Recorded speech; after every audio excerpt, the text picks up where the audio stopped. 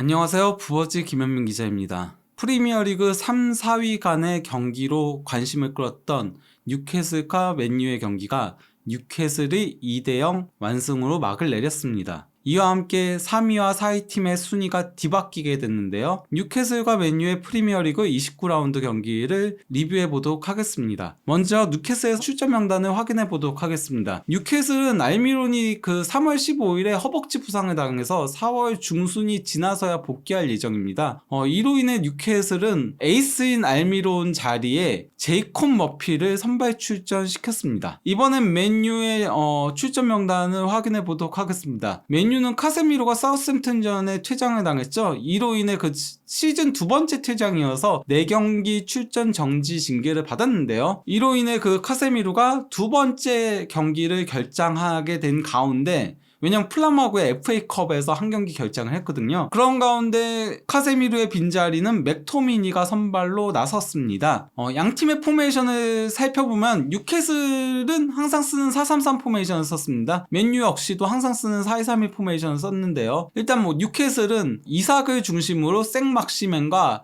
제이콥 머피가 좌우에 서면서 공격 삼각편대를 형성했고, 기마랑이스를 중심으로 윌록과 롱스테프가 중원을 구축했습니다. 좌우 풀백으로 덴번과 트리피어가 섰고요. 보트만과 쉐어가 중앙 수비 라인을 형성했고요. 골문은 닉 포프 골키퍼가 지켰습니다. 맨유는 베오르스트가 최전방 원톱으로 나선 가운데 브루노 페르난데스를 중심으로 레시포드와 안토니가 좌우에 서면서 2선 라인을 형성했습니다. 자비처와 맥토미니가 더블 볼란테를 구축을 했고요. 좌우 풀백엔 루크쇼와 달롯, 그리고 중앙 수비수는 리산드로 마르티네스와 라파엘 바란이 나섰습니다. 골문은 데야 골키퍼가 지켰습니다. 경기는 초반부터 뉴캐슬이 상당히 활발하게 공격적으로 나선 가운데 그래도 양팀의 첫 위협적인 슈팅은 맨유 쪽에서 나왔습니다. 12분경에 맥토미니가 기마랑이스한테 태클로 가로채기를 성공시켰고요. 안토니가 루즈볼을 잡아선 덴번을 제치고 드리블로 치고 가다가 전진 패스를 찔러준 걸 베오르스트가 논스톱 오른발 슈팅으로 가져간 게 역구물을 강타했습니다. 하지만 이후엔 일방적인 뉴캐슬의 공세가 이어졌는데요. 16분경에 트리피어가 전진 패스를 찔러준 걸 머피가 지체 없이 크로스를 올렸고, 이를 이삭 골키퍼가 헤딩 슈팅으로 가져간 걸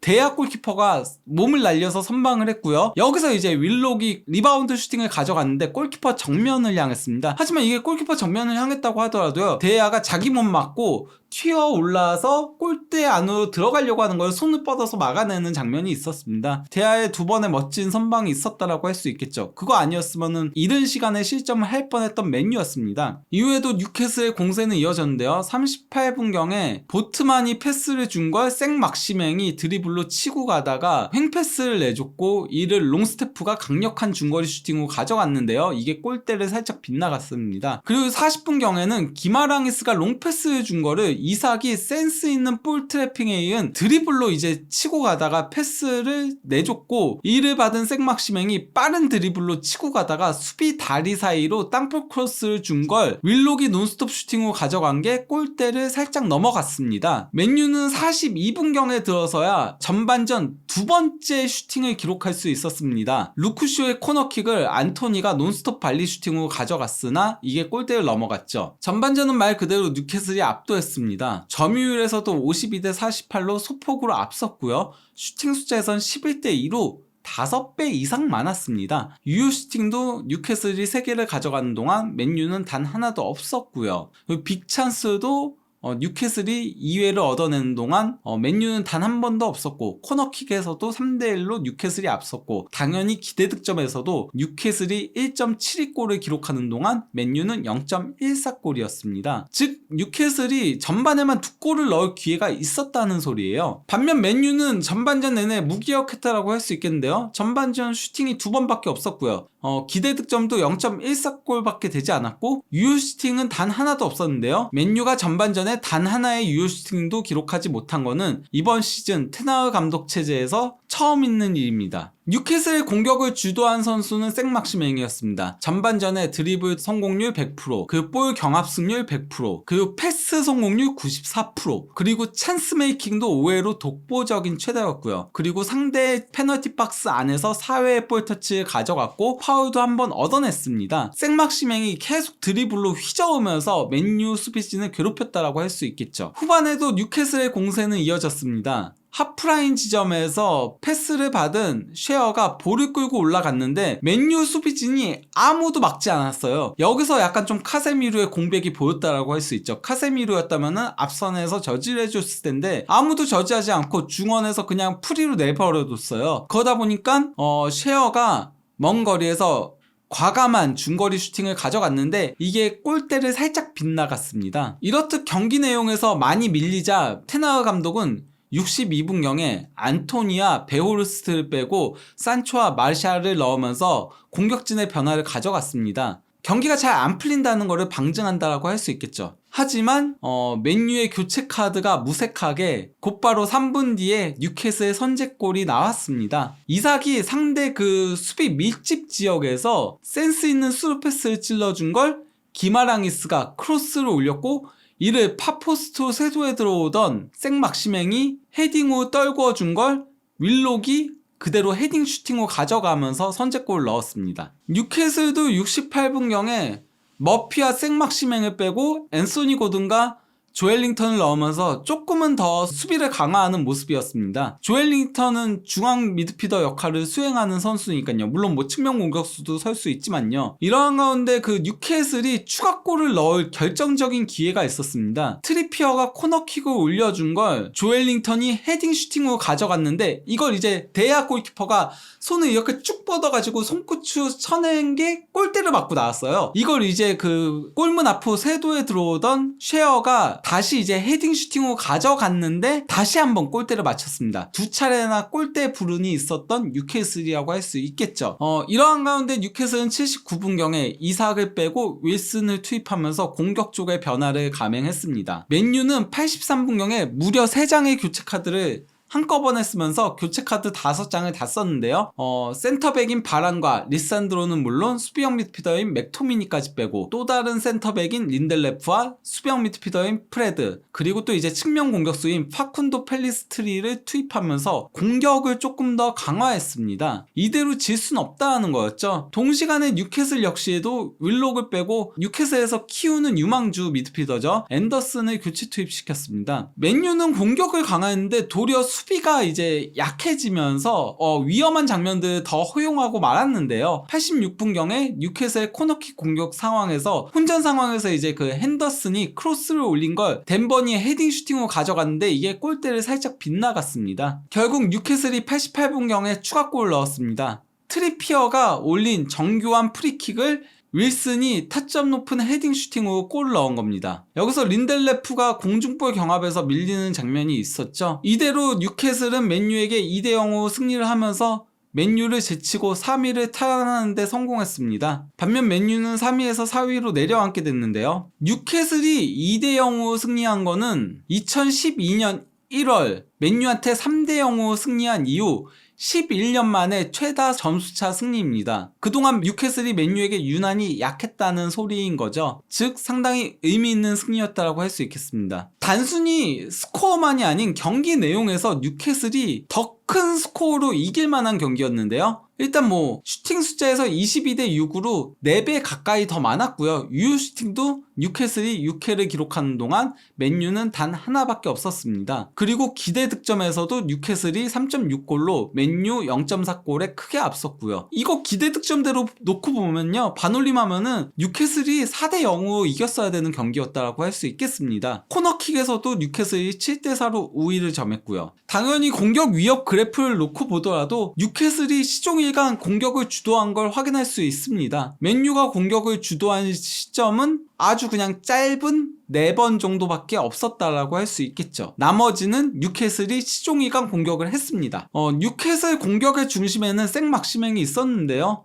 생막시맹은 일단 뭐 공격 진영 후 패스도 18회를 했고요. 또 이제 그 상대 페널티 박스 안에서의 볼 터치도 9회를 기록을 했고요. 그리고 볼 경합 승리 4회, 그리고 드리블 돌파 2회, 그리고 파울 획득 2회, 그리고 빅찬스 메이킹도 2회를 기록했고요. 그러면서 이제 그 도움까지 올렸는데요. 윌록의 골을 어시스트 했죠. 무엇보다도 이 경기에서 생막시맹이 찬스 메이킹을 6회를 기록했는데요. 이는 생막시맹 개인에게 있어서 통산 프리미어리그 한 경기 최다 찬스 메이킹에 해당합니다. 또 다른 승리의 주역은 트리피어가 있는데요. 트리피어는 이 경기에서도 프리킥으로 도움을 올리면서 이번 시즌 6도움을 기록을 했는데요. 이는 트리피어 개인에게 있어서 프리미어리그 단일 시즌 최다 도움에 해당합니다. 종전은 2016-17 시즌과 2017-18 시즌 토트넘 소속으로 5도움을 기록한 바 있었죠. 득점 찬스 패스를 놓고 보더라도 트리피어가 독보적인 최다였습니다. 그 뒤를 제이콥 머피가 이었고요. 부페가 그 다음, 그리고 교체 투입된 앤더슨이 그 다음, 그리고 생막시맹이 5번째에 위치하고 있죠. 이거는 이제 볼 전진 패스와 볼 전진 캐리, 그러니까 5m 이상 볼을 끌고 간 거와 관련한 그래프인데요. 가로축이 이제 볼 전진 패스인 거고 세로축이 볼 전진 캐리인 거거든요. 이것만 놓고 보더라도 트리피어가 볼 전진 패스를 압도적으로 많이 했고요. 생막시맹이 볼 전진 캐리를 압도적으로 많이 했습니다. 이 두 선수가 패스와 드리블을 통해서 공격을 주도했다는 걸 확인할 수 있는 거죠. 반면 맨유는 이번 시즌 원정에서 유난히 작아지는 모습을 보이고 있는데요. 뉴캐슬 원정에서도 이 실점을 허용하면서 이번 시즌 프리미어리그 원정에서 무려 29실점을 허용하고 있는데요. 이는 이번 시즌 프리미어리그 팀들 중에서 원정만 놓고 보면은 최다 실점 5위에 해당합니다. 참고로 원정 최다 실점 팀은 본머스로 38골을 실점하고 있고요. 그 다음 레스터가 32골, 그리고 노팅엄이 32골로 동률이고요. 참고로 노팅엄은 원정 최하위 팀이죠. 그 리즈가 30골을 실점하고 있습니다. 이에 더해 맨유는 이번 시즌 카세미루가 있고 없고에 따라서 경기 승률이 요동치는 모습을 보이고 있습니다. 카세미루가 없을 때는 백 보호가 안 되면서 급격하게 무너지는 모습들을 보여주고 있는데요. 일단 이번 시즌 공식 대회 기준 카세미루가 출전한 38경기에서 29승 5무 4패로 승률 76%를 기록하고 있습니다. 반면에 카세미루가 출전하지 않은 9경기에서 3승 2무 4패, 승률 33%밖에 되지 않죠. 단순히 공식 대회만이 아닌 프리미어리그로 국한지어 놓고 보더라도요. 카세미루가 출전한 19경기에서 맨유는 단 3패밖에 당하지 않았는데요. 카세미루가 결장한 8경기에서 4패를 당하고 있습니다. 절반은 패한다라고 볼 수 있겠죠. 여기에 더해 맨유는 최근 지친 것도 상당히 크게 문제로 작용하고 있습니다. 맨유가 4개 대회를 병행을 했잖아요. 그러니까 뭐 리그컵에서는 뉴캐슬을 꺾고 우승을 차지하긴 했었고요. 또 그리고 현재 FA컵도 준결승전까지 올라갔고 유로파 리그도 8강까지 올라갔고 프리미어리그까지 병행을 하고 있는 가운데요. 최근 와서 마침내 지친 기색을 확실하게 보이고 있습니다. 최근 프리미어리그 3경기 연속 무득점에 그치면서 1무 2패 부진에 빠진 건데요. 맨유가 프리미어리그에서 3경기 연속 득점이 없는 거는 2020년 2월 이후, 즉 3년 2개월 만에 처음 있는 일이라고 할 수 있겠습니다. 특히 레시포드가 굉장히 지친 기색이 역력합니다. 레시포드가 말 그대로 이번 시즌 프리미어리그 최고의 선수가 아니냐는 소리까지 나올 정도로 무서운 득점력을 자랑하고 있었는데요. 최근에는 속도가 나오지 못하고 있어요. 이번 뉴캐슬전에도 볼을 따라가지 못하더라고요. 이렇게 레시포드가 지치면서 맨유가 3경기 연속 득점을 올리지 못하고 있다고 봐도 무방한 거죠. 거기다가 맨유 선수들이 지친 거는 경합승리 지표를 보더라도 확인할 수 있는데요. 이게 그 경합승리 그래프인 건데 뉴캐슬 선수들이 1위부터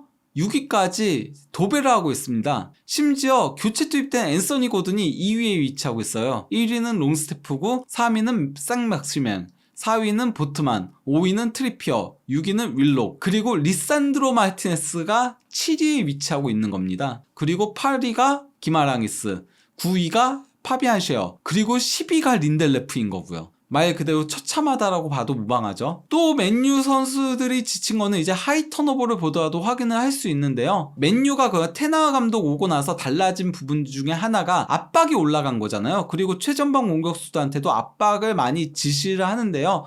이 하이 턴오버는 이제 그 공격 진영에서 상대 실수를 유발해서 이제 공격을 하는 거를 의미를 하는 건데, 뉴캐슬이 9회를 기록하는 동안 맨유는 단 2회밖에 기록하지 못했습니다. 사실 뉴캐슬은 그렇게 압박을 강하게 하는 팀이 아니에요. 그렇기 때문에 하이 턴오버를 많이 기록하는 팀이 아닌데, 맨유 선수들이 지치다 보니까 수비 진영에서 실수가 늘어나면서 뉴캐슬이 하이 턴오버를 많이 기록한 거고요. 맨유는 반면에 하이 턴오버를 최소 7, 8회는 기록을 하는데 이번 경기는 2회밖에 기록하지 못했다. 이게 맨유가 공수 가리지 않고 그냥 선수단 전체가 지쳤다는 걸 보여주는 지표라고 할 수 있겠습니다. 이러한 가운데 뉴캐슬이 맨유를 꺾으면서 3위로 올라간 반면 그동안 4위를 유지하고 있었던 토트넘은 5위로 내려앉게 됐습니다. 뉴캐슬이 승리하면서 3, 4위 경쟁이 한층 더 진흙탕 경쟁으로 가게 됐는데요. 3위 뉴캐슬과 4위 맨유가 승점 동률이고요. 5위 토트넘이 승점 49점. 근데 이제 그 뉴캐슬과 맨유가 토트넘보다 한 경기를 덜 치르긴 했죠. 그리고 6위 브라이턴이 승점 43점이긴 한데요. 근데 여기서 주목할 부분은